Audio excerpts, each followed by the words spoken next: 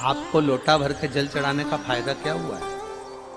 अब सुनना, पूरे भारत के लोग और पूरे देश विदेश में बैठे हुए जितने भक्त इस आस्था चैनल के माध्यम से कथा सुन रहे हैं, महाराज भगवान का एक नाम है भिक्षु, और भिक्षु वर अवतार की कथा कल चल रही थी। भगवान शंकर जब सत्यारथ के मर जाने के बाद उसकी धर्म पत्नी गर्भ से थी, और वह धर्म पत्नी भी बच्चे को जन्म देकर घाट पर छोड़कर जब पानी पीने के लिए गई तो घड़ियाल ने, मगर ने उसको पकड़ लिया और वो धर्म पत्नी भी मर गई। पार्वती जी के मन में संशय आ गया था, पार्वती जी के मन में संशय प्रकट हो गया था कि ये शंकर भगवान की उपासना करता है, ये शिव का भजन करता है। राजा सत्यारथ शंकर भगवान को जल चढ़ाता है, राजा सत्यारथ भगवान शंकर की आराधना करता है, शिव की आराधना करता है। उसके बाद भी इसके प्राण छूट गए। इसकी धर्म पत्नी वो भी भगवत भजन में डूबी रहती है, उसके प्राण छूट गए। इसकी राज सत्ता चली गई, उसका वैभव चले गया, उसका बच्चा नदी के घाट पर पड़ा हुआ है। शिवजी के सामने प्रश्न का अंबार था, भगवान शंकर के सामने ढेर प्रश्न थे।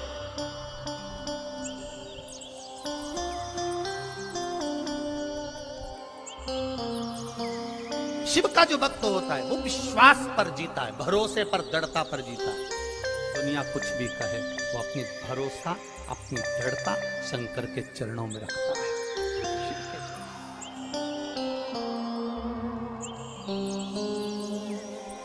पार्वती, तुमने राजा सत्यारथ का जीवन देखा है, तुमने राजा सत्यारथ के लिए, तुम कह रही हो कि राजा सत्यारथ पूजन करता था, पाठ करता था, अर्चना करता था, शंकर को जल चढ़ाता था, शिवालय जाता था, और उसकी धर्म पत्नी भी जल चढ़ाती थी, शिवालय जाती थी। उसका बच्चा पड़ा हुआ है, उसका पूरा वैभव चले गया। शंकर की आराधना करने वाले को इतना कष्ट होगा, शिव की आराधना करने वाले को इतना दर्द होगा, शंकर की आराधना करने वाले को इतना दुख होगा, ये तो होना नहीं चाहिए। ये दुख कैसे आया?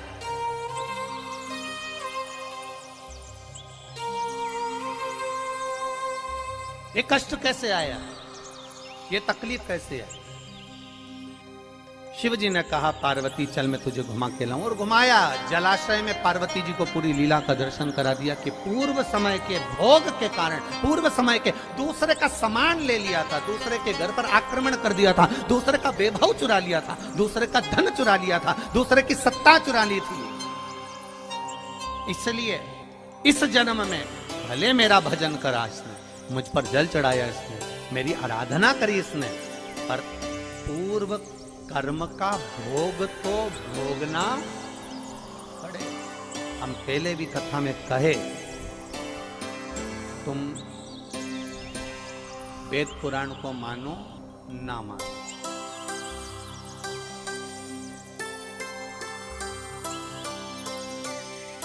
तुम धर्म शास्त्र को मानो ना मानो, तुम अपने बड़ों को मानो ना मानो, तुम अपने गुरु को मानो ना मानो, पर इतना जरूर मानकर चलना कि कर्म का भोग तो परमात्मा को भी भोगना पड़ा, तो अपन तो मनुष्य हैं, भोगना पड़ता ही पड़ेगा। कोई तुमसे कह दे मेरे पास आकर बैठ जा, मैं दुख नहीं आने दूंगा। कोई तुमसे आकर कह दे कि मेरे पास आकर बैठ जा, मैं ऐसा काम कर दूंगा कि तुम्हारे जीवन में दुख नहीं आएगा, तकलीफ नहीं आएगी, कष्ट नहीं आएगा, तो समझ लेना कि ये बेवकूफ बना। दुख आएगा, कष्ट आएगा, रोग आएगा, बीमारी आएगी, तकलीफ आएगी, क्योंकि पूर्व के कष्ट का, पूर्व के कर्मों का भोग हमको भोगना, पूर्व के कर्मों का भोग हमको भोगना। वो कौन भोगेगा? तुम्हारी कमाई के हिस्सेदार होते हैं तुम्हारी पत्नी, तुम्हारे घर के माता पिता, तुम्हारे भाई बंधु और तुम्हारे बच्चे। तुम्हारी कमाई के हिस्सेदार होंगे, पर एक बात अपनी जिंदगी में उतार कर रखना, तुम्हारे कर्म के हिस्सेदार नहीं होंगे कि तूने कमाया कैसा था। तुम्हारी कमाई के हिस्सेदार तुम्हारी पत्नी भी होगी, तुम्हारे बच्चे भी होंगे, बेटा भी होगा, बेटी भी होगी, माता भी होगी, पिता भी होंगे, भाई भी होंगे, बंधु भी होंगे, बहनें भी होंगी, उनके सारे रिश्तेदार होंगे। तुम्हारी कमाई के हिस्सेदार होंगे और तुम्हारे कर्म के हिस्सेदार नहीं हो सकते। कर्म का भोग तो तुझे अकेले ही भोगना है। तब वो परमात्मा भी कहेगा कि तेरा क्या होगा रे कालिया। फिर वो भी कहेगा कि होगा क्या, क्या कर्म करेगा। कोई दूसरा नहीं भोगेगा, हमें भोगना, हमें।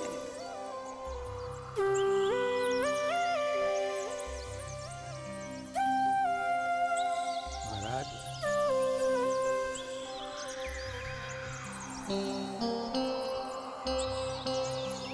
कर्म का भोग तो भोग, कोई दूसरा नहीं भोगने वाला।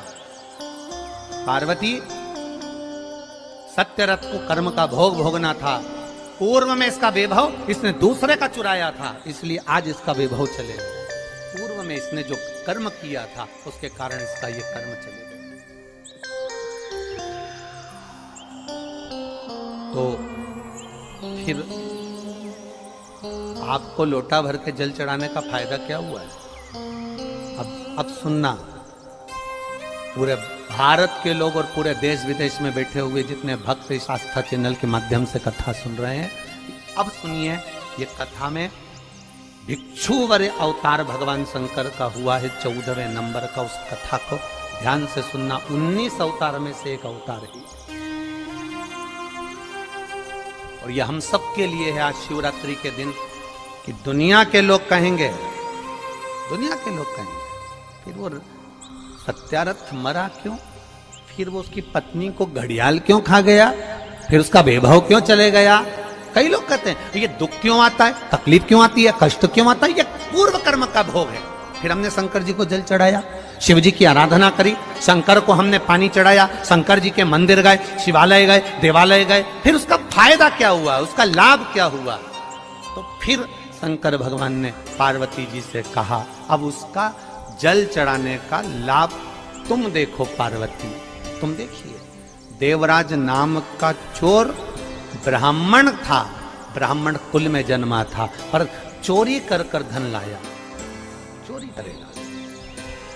भगवान ने जितना बड़ा पेट दिया है ना, 1 बीता का दिया तो 1 बीता का, 2 बीता का दिया तो 2 बीता का, जितना बड़ा पेट दिया है भगवान ने उसको पेट भरने के, पेट दिया तो पेट भरने के लिए भगवान ने उसको भोजन भी दिया। ये पेट भरने की जवाबदारी तो मेरे भोलेनाथ की है, पर पेटी भरने की जवाबदारी मेरे भोलेनाथ की नहीं है। तो बस इस पेट से हटकर जब दूसरा कहीं काम, लोभ, आसक्ति, वासना, तृष्णा, देवराज के साथ हुआ क्या था? देवराज की पत्नी थी, बच्चे थे, जो पत्नी थी, बच्चे थे, उनके पेट भरने की जवाबदारी भी भोलेनाथ की थी। भोलेनाथ ने पेट भरा, पर दिक्कत कहां खड़ी हो गई? जब देवराज अपनी बुद्धि को भ्रष्ट कर लिया। बुद्धि कब भ्रष्ट हुई? जब देवराज ने एक सुंदर कन्या को देख लिया, सुंदर स्त्री को देख लिया, स्त्री के चक्कर में पड़ गया। स्त्री ने कहा मुझे सुंदर सोने का हार ला कर दो, उसने हार ला कर दिया। मुझे सुंदर ये सामान ला कर दो, उसने ला कर दिया। अब उसके पास जितना धन था उसने खर्च कर दिया, अब कहां से लाएगा? तो उसने फिर चोरी करना प्रारंभ करा। जब अति होने लगती है, जब किसी चीज की जरूरत ज्यादा पड़ने लगती है, तब वो चोरी करना प्रारंभ कर। जल चढ़ाने का फल क्या है? शिव जी ने कहा देवराज की कथा याद रखो, शंकर जी के मंदिर में चोरी कर का धन लेकर गया, वापिस लौट कर आया, आने के बाद बेलपत्री के वृक्ष के नीचे बैठा था और स्वास्थ्य खराब हुआ, शरीर में ताप पड़ा, बीमारी हो गई, रोग हो गया, मर गया। मरा, शंकर जी ने उसके लिए नंदी लगाया, नंदी पर बैठकर वो कैलाश धाम गया। तो इसने तो पाप करा था, इसने तो चोरी करी थी, इसने तो ये चोरी का धन लाया था, और इसने तो कभी शंकर का गुणगान नहीं करा। फिर मरकर इसको कैलाश धाम कैसे मिल गया? तो देवराज ने भी ये प्रश्न किया। तो भगवान शंकर नंदी पकड़कर जब चल रहे थे तो नंदी जी बोल दिए, सुन देवराज, ये तेरा पुण्य नहीं है, ये तेरा पुण्य नहीं है देवराज, जो तुझे मिल रहा है कैलाश धाम, ये पुण्य है तेरी बूढ़ी माँ का, जो रोज शंकर के मंदिर जाती थी, लोटा भर के जल चढ़ाती थी, उसका पुण्य बेटे के हिस्से में आ गया। मत्स्य दत्त क्यों चला गया? उसकी पत्नी क्यों चली गई? शंकर भगवान ने कहा यह कर्म का भोग था, कर्म का भोग, कर्म का भोग था। महाराज फिर लोटा भर जल चढ़ाने का फल क्या मिला इस सत्यरथ को? अब शिव जी ने कहा, सुन पार्वती, लोटा भर के जल चढ़ाने का फल क्या मिला? उसका फल ये है, अगर ये नारी गर्भ से होती, पानी पीने जाती और घड़ियाल इसको मार देता तो इसके घर में दिया जलाने वाला भी नहीं बचता, इसका पूरा वंश मिट जाता। इसके बच्चे का जन्म पहले करवाया, बच्चे का जन्म पहले करवाकर घाट पर सुलवाया। पानी पीने ये अकेली गई, इसको मगर ने पकड़ लिया, इसके बच्चे को संभाल कर रखा, क्योंकि इसने जो जल चढ़ाया था उस जल का फल ये मिलेगा कि इसके बच्चे को वापस वही वैभव फिर प्राप्त होगा। थोड़ा धैर्य रखना पड़ेगा, थोड़ा धीरज रखना पड़ेगा, थोड़ी सहनशीलता रखना पड़ेगी, थोड़ी आनंदता रखना पड़ेगी, थोड़ी सहजता रखना पड़ेगी। क्या देगा वो उसके ऊपर। आपका चढ़ाया हुआ एक लोटा जल क्या फल देता है, आपका चढ़ाया हुआ एक लोटा जल आपको क्या प्रदान करता है, ये आपको मालूम पड़ेगा कि आपने जो लोटा भर के जल चढ़ाया था उसका फल क्या मिला है, उसका आनंद क्या मिला है, उसका सुख क्या मिला है। शिव की कथा कर पार्वती, अभी तुमने देखा कि सत्यारथ चले गया, अभी तुमने देखा कि उसकी धर्मपत्नी चली गई, अभी तुमने देखा कि उसका सारा वैभव चले गया। अब तुम पूछ रही हो कि शंकर भगवान को जल चढ़ाने का फल क्या है। अब मैं वो फल का दर्शन तुम्हें करा रहा हूं। और पार्वती अब तुम रुको। इतने में माता पार्वती के सामने भगवान शंकर ने एक भिक्षुक का रूप धारण कर लिया, एक भिखारी का, एक भिक्षुक का रूप धारण करा। और भिक्षुक बनकर मेरा देव अधिदेव महादेव, भिक्षुक बनकर मेरा शंकर, भिक्षुक बनकर मेरा देव अधिदेव महादेव उस नदी के घाट पर पहुंच गए जहां पर राजा की धर्म पत्नी ने अपने बच्चे को जन्म दिया था। उस घाट पर पहुंचे। अब देखिएगा जरा एक लोटा जल का महत्व, इसलिए कहते हैं सारी समस्या का हल, सारी समस्या का हल एक लोटा जल का महत्व। देखिए धर्म पत्नी ने बच्चे को जन्म दिया था, उस बच्चे को भगवान शंकर भिक्षुक बनकर, एक भिखारी का, एक भिक्षुक का रूप धारण कर कर उस बच्चे को गोदी में उठा लिए। एक नारी दूसरे घाट पर कपड़े धो रही थी, शिवजी उस बच्चे को लेकर उस नारी के पास पहुंच गए। अब एक लोटे जल का महत्व देख लीजिए।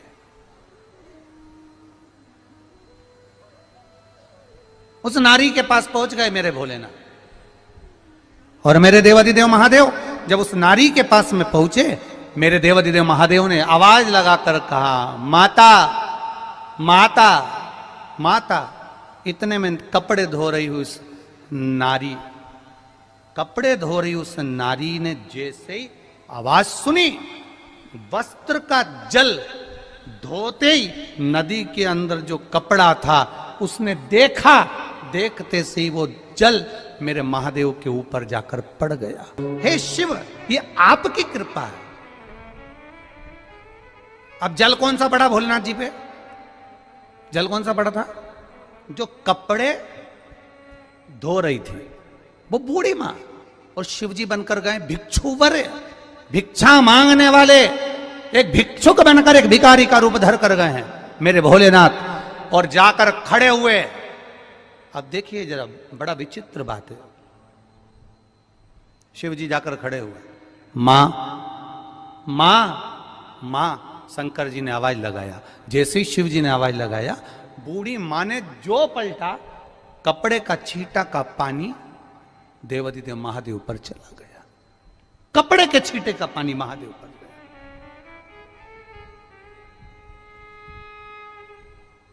शिव जी मुस्कुरा रहे हैं, शंकर जी बहुत मुस्कुराए। पार्वती जी ऊपर से देख रही, गजब की लीला कर रहे हो महाराज, आज तो भिखारी का रूप रख लिया तुमने, भिक्षुक का।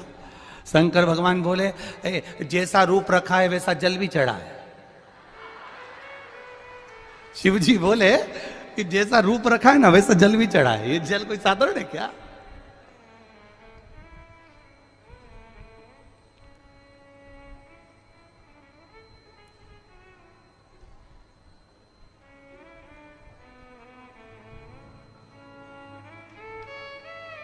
आशीष से किसी ने कहा कल कि गुरुजी कथा कहते हैं, हमारे पास में जो पड़ोसन बैठती है वो बड़े ध्यान से सुनती और ऐसी खो जाती होती है। तो आशीष ने पूछ लिया, 1 2 3